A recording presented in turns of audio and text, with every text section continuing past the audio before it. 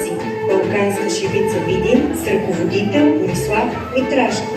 Folk Song and Dance Ensemble Balkanska Szywica with Artistic Director Борислав Митрашков.